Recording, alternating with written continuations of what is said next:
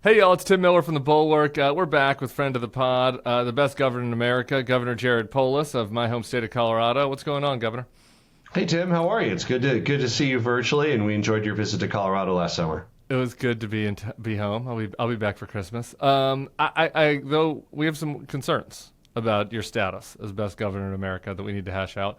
The former president Donald Trump's visiting the state today, and he has been talking about things that are happening in Aurora that sound very different from the Aurora I remember. I guess that there's just been a rogue gang of migrants that have taken over the whole city. They have weaponry beyond the weaponry of the American government, and you've totally lost control, and you might be fleeing the state. So I'm looking to get a sense for the status on that. Yeah, I mean, I'm in Aurora all the time. I'll actually be at Stanley Marketplace tomorrow. It's an awesome town. It's our third biggest city. It's fast growing. I wouldn't be surprised if it's Colorado's largest city sometime in the next couple decades. A wonderful town. Great, crime is down 2 years in a row. In fact, you probably remember this, Tim. Really, in the 80s and 90s, it did have a connotation of being a little bit seedier than Denver. It's kind of overcome that. It's now actually ranked safer than Denver. It's fast growing. It's the very dynamic economy. So this Aurora that former president's talking about is not the Aurora that we know here. It's just it doesn't make any sense to us because it's a great town. And as I said, I hang out there all the time, and it bears no resemblance to what he's talking about. What do you know? Can you just, for those of us, I pride myself in suffering through Donald Trump's delusions and his crazy and watching his speeches and trying to get to the bottom of it. But it's even been hard for me to follow. Like, what is the facts of the situation? There was some type of so we've thing got in an apartment building or something. So our areas had a large influx of immigrants during it stopped recently, but Governor Abbott was sending them up here, and many were moving on to other places. But these were people fleeing the socialist dictator in Venezuela, Maduro. Almost all of them have legal work status, usually TPS, and in some cases asylum. Some of them are chose to move to our area. And then I think the allegation was there's some Venezuelan on Venezuelan violence. And obviously we take that very seriously if there is.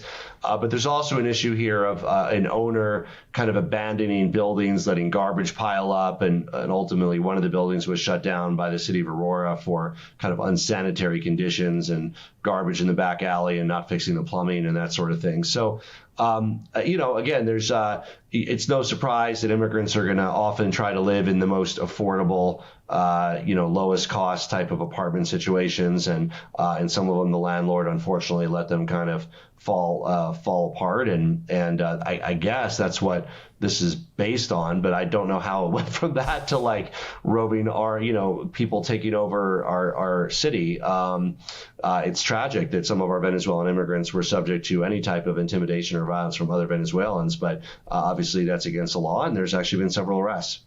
Any reports of pet theft or consumption? Any eating of pets? No, I think that was a false allegation about another city, but okay. I mean, it might as well be about ours. It's just as false as all this other stuff. So it's just bizarre. So how do you combat this? I mean, from a political standpoint, like on the serious side, I mean, Trump is coming to your state. He has fashioned this totally delusional, attack to try to get attention, right, for this issue that he thinks is a winner for him, immigration. Well, it's really tough because, like, first of all, I think we all realize it's going to be so painful to white knuckle it the next 4 years over this lunacy. So please, let's elect Kamala Harris. I mean, right, like, this is just insanity. But yeah, on the other hand, like you debate this, I'm sure you do too, Tim. Like, how much, do we want to give him air? We're talking about him. That's what he wants. Like, I'm trying to shift to how great Aurora is. I mean, whether it's Koreatown or Stanley Marketplace or, the new rec center that was actually funded by marijuana dollars. It has like a moving river and it's fun for kids and families. I mean, Aurora's got a lot going on, and I'd love to pivot to that and attract more businesses and families to our third largest city. Including Regis High School, my alma mater. I had coffee with my Latin teacher who came to visit yesterday, and he says all is well. back in all parts of Aurora. Not only is all well, honestly, Tim, it's better than it was. Like, it is a much better city than it was in the 80s and 90s. And frankly, it's even a safer city than it was 2 years ago. So it's just like, this is an exciting time for Aurora. And like any city, of course, there's going to be crime like any city in the country, but crime is down 2 years in a row. And it's just a fun, better place than it's ever been before. So it's kind of, we want to make sure we get that narrative out there. Let's also pivot a little bit to what the vice president's been talking about. There's something I want to talk to you about in particular. I had a little debate earlier this week with Dan Crenshaw, the Republican congressman from Texas, who's like trying to make this pitch about how the Trump administration is going to look like the 2017 Republican Party when Paul Ryan was the speaker, and they're going to cut regulations and taxes.